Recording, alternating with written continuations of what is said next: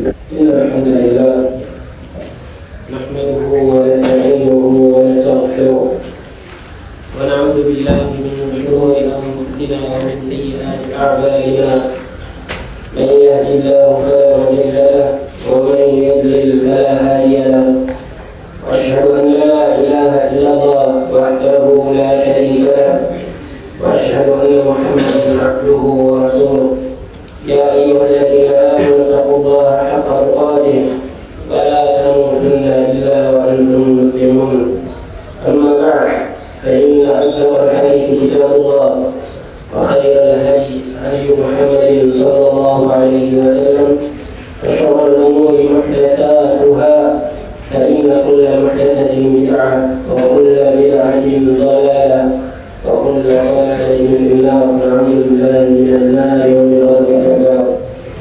Akhirnya Allah priez sur le nom du messager Mohammed, sur sa famille, ses compagnons et ceux qui viennent suivre sa voie jusqu'au jour dernier.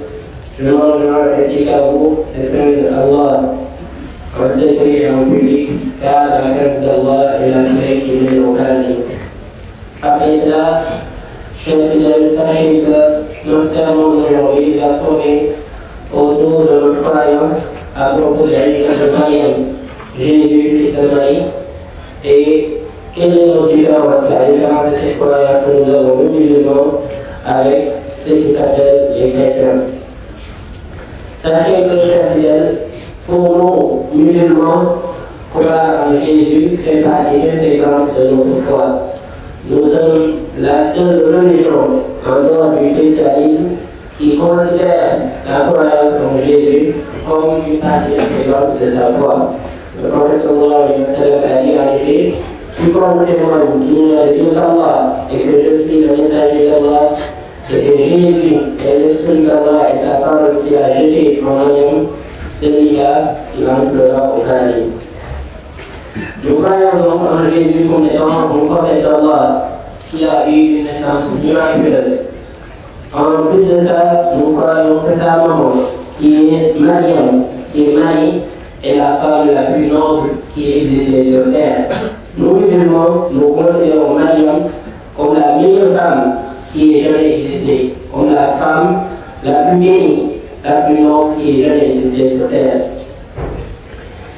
Elle a été la seule femme qui a été énormément citée par le Coran. Dans tout le Coran, si vous ouvrez tout le Coran, le seul prénom que vous allez trouver, le seul prénom de femme que vous allez trouver, c'est le prénom de Mariam. En plus de ça, vous allez trouver dans le Coran une sourate entière qui fait presque 1000 pages qui porte le nom de Mariam. Donc c'est l'honneur, c'est le respect que nous devons à cette femme qui s'appelle Mariam bint Imran. Nous croyons aussi qu'elle est vierge, qu'elle n'a connu aucun homme et qu'à la naissance de Isa est un miracle. Et Allah l'a cité à plusieurs reprises dans le Coran, dans la sourate Al-Imran et surtout dans la sourate Mariam. Allah dit dans la sourate Al-Imran, et rappelle-toi, quand la femme de Imran, Allah nous raconte ce qui s'est passé avant la naissance de Isa, à savoir la naissance de Mariam, où la mère de Mariam disait, Rabbi inni nadartu laka ma fi batni muharraran. Ô Seigneur, je t'ai voué en toute exclusivité ce qui est dans mon ventre, accepte-le de moi, tu es certes l'audience et l'omission. Puis quand il accoucha, il s'attendait à accoucher ce garçon et il dit, ce garçon, quand il sera né, je vais lui exclusivement à l'adoration d'Allah. Il va arriver à la mosquée et il va être au service de la mosquée. Allah prie, quand il accoucha d'une fille. Elle dit, oh Allah, je viens d'accoucher d'une fille. Toi-même, tu sais que les garçons ne sont pas carrés aux filles. Vous c'est très compagnon. Mais quand je vais remplir ma promesse, je vais la nommer Mariam et elle sera dédiée à la mosquée. Elle va aller à la mosquée. Allah accepta donc ce vœu qu'il avait fait et mit Mariam sous la responsabilité de Zacharia. Zacharia qui était le nom de Mariam mais qui était aussi un prophète. Donc le seul homme qui était habilité à aller visiter Mariam, c'était Zacharia, qui était en plus son nom. Allah nous raconte l'événement qui s'est déroulé avec Mariam et Zacharia. Allah dit كلما دخل عليها زكريا المحراب وجد عندها رزقا. À chaque fois que Zacharia venait pour rendre visite à Mariam, il pouvait apporter de la nourriture et de la boisson, parce que c'était le seul qui était habilité à venir la visiter. À chaque fois qu'il venait, il trouvait la nourriture auprès de Maryam. Et il disait, il y a Maryam, d'où vient cette nourriture? Alors que je suis le seul enseignant à apporter de la nourriture, d'où est-ce que je sois cette nourriture? Elle disait, c'est ce qui vient d'Allah. C'est ce qui vient d'Allah. Donc Allah lui donnait de la nourriture par l'intermédiaire de personne. Allah lui apportait de la nourriture directement. C'est du monde qui a une vision qu'avait cette femme-là. Donc ça, c'est raconté dans la sourate Al-Imran. Si nous avons dans la sourate Maryam, Allah nous raconte en détail la naissance miraculeuse de Jésus. Pour nous musulmans, c'est quelque chose de facile à croire. Parce que comme Allah l'a dit, إذا قضى أمرا إنما يقول له كن فيكون. Quand Allah décide une chose, quand Allah donne une chose, il dit juste kun et la chose n'est. Allah nous a dit aussi dans la sourate Al-Imran, إنما مثل عيسى عند الله كمثل آدم. L'exemple de Jésus, la création de Jésus, c'est pareil à l'exemple d'Adam. Adam, il a été fait humain. Allah a décidé qu'il soit et il est, tout simplement. Jésus aussi, c'est la même chose. Allah a décidé qu'il soit et il est. Dans les environnements politiques aussi, ça existe chez certains végétaux, une auto-fécondation. Certains animaux aussi peuvent le faire, mais la seule fois où ça a existé chez un humain, c'est la naissance de Jésus. C'est quand Allah a décidé que cette femme va se féconder tout simplement. L'autre, on appelle ça une auto-fécondation, ça existe, comme je l'ai dit, dans certains végétaux et certains animaux, mais c'est pas grave chez les animaux. Mais ça, c'est peut-être une généralité qui parle au contraire. Donc Allah nous raconte cela en détail. Si vous allez essayer de donner la sourate Maryam, vous allez voir en détail la naissance de Jésus. Ça fait plus de 2 pages. C'est quelque chose, c'est une histoire miraculeuse, une histoire extraordinaire. Allah nous raconte qu'est-ce qui s'est passé réellement. Donc, Allah dit واذكر في الكتاب مريم إذ انتبذت من أهلها مكانا شرقيا.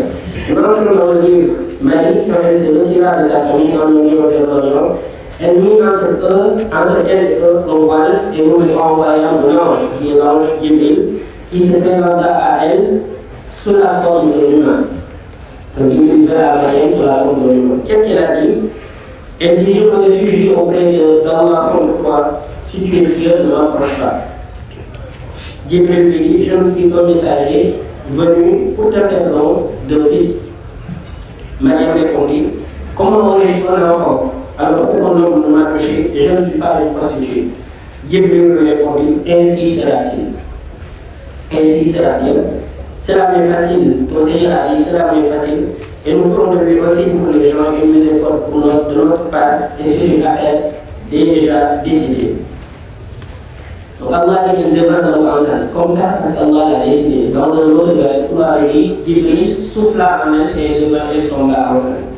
Allah nous raconte puis les douleurs de l'enfantement l'amenèrent au fond d'un panier et elle dit, malheur à moi que je fusse morte avant cet instant et que je fusse totalement oubliée. C'était une jeune fille. Elle venait tout juste de connaître les douleurs de l'enfantement et elle ne savait même pas comment raconter ça à sa famille. Donc, alors, l'ange l'appela au-dessus d'elle en lui disant, ne t'afflige pas, ton Seigneur a placé à tes pieds une source. Secoue donc vers toi le fond du panier, elle fera tomber sur toi les dates fraîches du mur. Malgré qu'elle était fatiguée, Allah a fait mûrir les dates et lui a demandé de secouer le fond du panier pour qu'elle ait une masse mûre. C'est une leçon pour nous tous pour nous montrer qu'Allah ne donne rien sans effort. Il faut que tu fasses des efforts avant qu'Allah nous donne ce qu'il a prédestiné. L'ange lui dit, mange et bois et continue ses juifs. Et si tu vas être content de les humains, alors dis, assurément, j'ai voué aux jeunes aucune miséricorde, je ne parlerai aujourd'hui à personne. Donc, à l'époque homogénée, c'est ça ce que je veux parler, c'est ça le jeûne. C'est pourquoi quand je lui dis, tu vas prendre les pensées, tu vas lire les pensées que j'ai, t'assurer de parler durant toute la journée. Alors, elle fait avec l'enfant auprès de sa famille. Quand les gens le vivent, ils disent, oh ben, tu as fait une chose monstrueuse. Celle de Haroun, ton père n'était pas un homme mauvais, et ta mère n'était pas une prostituée. Comment tu peux nous apporter un homme? Comment tu peux nous faire ça alors que tu viens d'une famille noble? Elle fit alors aussi, puisque n'avait pas le droit de parler, elle fit alors un signe vers l'enfant, et les gens lui dirent, comment allons-nous parler à mon bébé qui est au berceau? Mais le bébé, Allah fit que le bébé s'exprime. Le bébé qui vient de ça fait partie des gens de l'Isa de Maryam. Allah nous dit, le bébé dit, Inni Abdullah, je suis le serviteur d'Allah, Allah m'a donné le livre et a fait de moi un prophète. Où que je sois, je serai béni. Et il m'a recommandé, tant que je vivrai, de prier et de donner l'aumône, et d'être bon envers ma mère, et il n'a pas fait de moi ni violent, ni malheureux. Et que la paix soit sur moi, le jour où je naquis, le jour où je mourrai, et le jour où je serai ressuscité vivant. Allah dit ذلك عيسى بن مريم tel est عيسى بن مريم قال الحق الذي فيه يمترون. C'est une parole véridique dont ils doutent. Jusqu'à présent, les gens doutent à propos de la naissance de Jésus. Il y en a qui ne croient pas Jésus, qui prennent Marie de tous les noms, qui ne la considèrent pas comme une femme vierge. Et il y en a d'autres qui sont dans l'autre extrémité qui disent oui, c'est l'enfant de Dieu. Allah nous a préservé, il y a un peu là. Nous, le Coran nous a apporté la population qui est la version du juste milieu. Mariam est une femme vierge. Allah lui a fait don de l'enfant sans qu'il ait connu pendant par le miracle d'Allah, par la puissance d'Allah, par la miséricorde d'Allah. Jésus donc a fait plusieurs miracles dans sa vie et nous y croyons. Allah a raconté cela dans le Coran. Parmi les miracles qu'il a fait, c'est qu'il a pardonné la naissance qu'on a dit. Parmi les miracles qu'il a accompli aussi, c'est qu'il façonnait des oiseaux. Il prenait de l'argile, il façonnait des oiseaux et il lui soufflait et l'oiseau s'envolait, il devenait un oiseau vivant. Et ça, il le faisait, il le faisait par la permission. Il guérissait les lépreux. Aïssa, il lui suffisait de toucher quelqu'un de Dieu, bismillah, pour qu'il soit guéri de toutes les maladies. Et il lui a même, Jésus, parmi ses miracles, il a même ressuscité des morts. Il dit, il a ressuscité des morts. Regardez, l'histoire est dans la Bible. Regardez ça, il est Lazarus, qui est mort, Jésus l'a ressuscité et il est revenu entre les morts. Et le Coran nous dit, ça, il le faisait par la bénédiction d'Allah. Le Coran nous raconte aussi quelle était la mission de Jésus. La mission de Jésus consistait à confirmer ce qu'il y avait avant lui dans la Torah et à changer certaines lois, à alléger certaines lois. Et l'islam nous raconte aussi qu'il a été envoyé vers les enfants d'Israël seulement. Contrairement à ce que pensent les chrétiens, Jésus a été envoyé à tous les maniers. Nous, musulmans, nous croyons que Jésus a été envoyé vers les enfants d'Israël seulement. Et c'est eux qui ont comploté les enfants d'Israël pour le crucifier, pour le tuer. Et c'est le sujet majeur de divergence entre les musulmans et les chrétiens. Est-ce que Jésus a été crucifié? Est-ce qu'il a été tué sur la croix ou pas?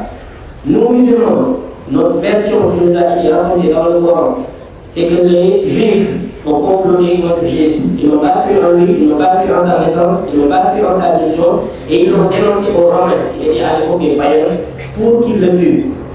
Il a été jugé et ils ont décidé de le tuer. Leur manière à l'époque d'exécuter quelqu'un, c'est de le crucifier. C'est de le mettre sur la croix et de le laisser mourir. Donc ils ont décidé cette sentence sur lui, mais avant qu'il n'arrive pour le prendre, Allah l'a élevé au ciel. Et à la place, ils ont crucifié celui qui l'a trahi, qui s'appelle Judas, c'est celui-là qui a été crucifié à la place de Jésus.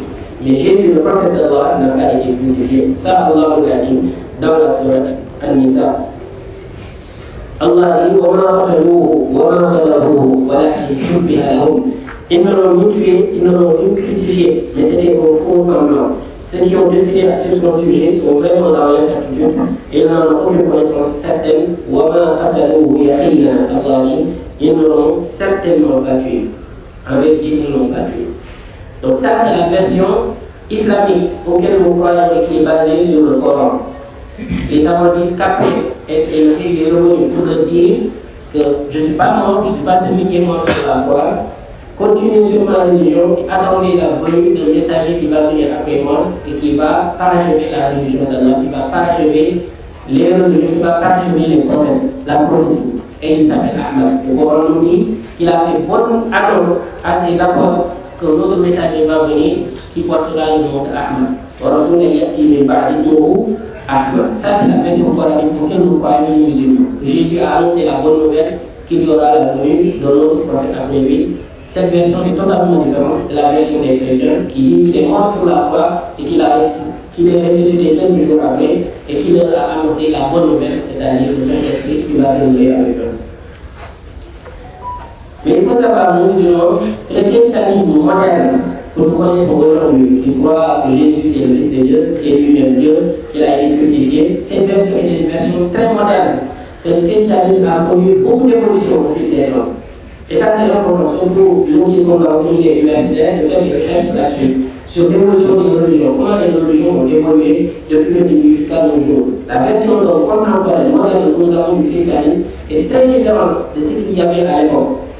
Essayez de rechercher, par exemple, le personnage qu'on appelle Paul et son influence sur le christianisme. Vous allez trouver des choses très intéressantes. Essayez aussi de rechercher celui qu'on appelle Constantin, l'empire de Constantin, et ce qu'il a fait du christianisme, quel a été l'impact de sa conversion sur le christianisme moderne. Et rechercher un des conseils, parce qu'il y avait en général des conseils où il faisait les premières décisions qui étaient appliquées à tous les chrétiens. Faites des recherches sur le conseil de Nicée. Et ce qui s'est passé lors de ce conseil-là, quelles sont les décisions qui ont été prises. Vous allez voir que c'est une religion qui a beaucoup évolué par rapport au début de ce qu'il y avait réellement. Ça, c'est juste sur le plan scientifique qui peut nous intéresser, nous qui sommes dans un milieu universitaire. Parmi les choses dont nous parlons, nous aussi musulmans, qui est très important pour les non-musulmans, c'est que nous, musulmans, nous croyons que Jésus, il va venir à la fin des temps. Nous y croyons, c'est dit dans le Coran, c'est dit dans les règles du prophète sallallahu alayhi wa sallam. Et Isa ibn Maryam, en ce moment, il est au ciel, et il va revenir à la fin des temps. Il va revenir, il sera avec les musulmans, et parmi les rôles qui lui seront assignés, ce sera à lui de tuer Monsieur Dajjal. Monsieur Dajjal, le faux messie qui va venir à la fin des temps, celui qui sera chargé de l'exécuter, c'est Isa ibn Maryam. Donc il va venir en même temps qu'Al-Mahdi. Ils vont être avec les musulmans, ils vont vivre quelque temps, il y aura la paix et la sérénité dans tout le monde. Finalement, il va décéder et les musulmans vont prier sur lui. Donc, nous allons terminer par, on peut dire, quelle doit être notre attitude vis-à-vis des fêtes des non-musulmans, des fêtes chrétiennes. En général, il faut savoir que cette fête-là est très problématique, même de la part chez certains chrétiens. Faites des recherches sur les chrétiens qui se trouvent en Éthiopie, par exemple. Il y a un christianisme qui se trouve à l'Éthiopie, qui est diamétralement opposé du christianisme de l'Occident. Faites des recherches sur tout ça, vous allez voir que l'origine même de la fête du 25 décembre est très problématique, même chez les chrétiens. C'est la date exacte de la naissance de Jésus n'est pas connue, ce n'est pas dit dans la Bible. Et il y en a qui disent que cette fête en réalité a une origine païenne et ça n'a rien à voir avec le christianisme. Donc, sur tout ça, en plus de tout ça, ce qui est mieux pour nous, ce qui est recommandé pour nous, ce qui est même obligatoire pour nous, c'est de n'avoir rien à voir avec ce genre de fête. Ça ne fait pas partie de nos fêtes, donc qu'on soit à l'écart de tout ça. Pas de célébrer, parce que quand on célèbre avec eux, ça va cautionner les actes en réalité. Et c'est ça le problème. Le musulman, le non-musulman respecte parce qu'il est religieux, donc il ne doit pas se permettre de manifester, de fêter, de participer dans cette célébrité-là. Sinon, le non-musulman va se dire, en tout cas, que les musulmans le font, donc forcément, voilà, ça doit être bon, il n'y a pas de mal dans ça. Donc, éviter de se mêler à ces festivités. On peut se souhaiter une bonne année, il n'y a pas de mal là-dessus, mais éviter vraiment de se souhaiter joyeux Noël ou de participer en quelconque manière à ces festivités qui n'ont rien à voir avec notre religion. Donc en conclusion, nous musulmans, nous croyons à Isa ibn Maryam, nous croyons en Mariam, qui est une femme noble, qui est la femme la plus respectée, la plus bénie qui existait sur terre. Nous croyons en sa naissance, à la naissance de Jésus. Nous croyons au miracle auquel Jésus a fait. Jésus a accompli selon la permission d'Allah, et nous croyons qu'il est au ciel et qu'il va revenir à la fin des temps. أقول ما تسمعون وأستغفر الله لي ولكم ولسائر المسلمين والمسلمات من كل ذنب فاستغفروه إنه هو الغفور الرحيم.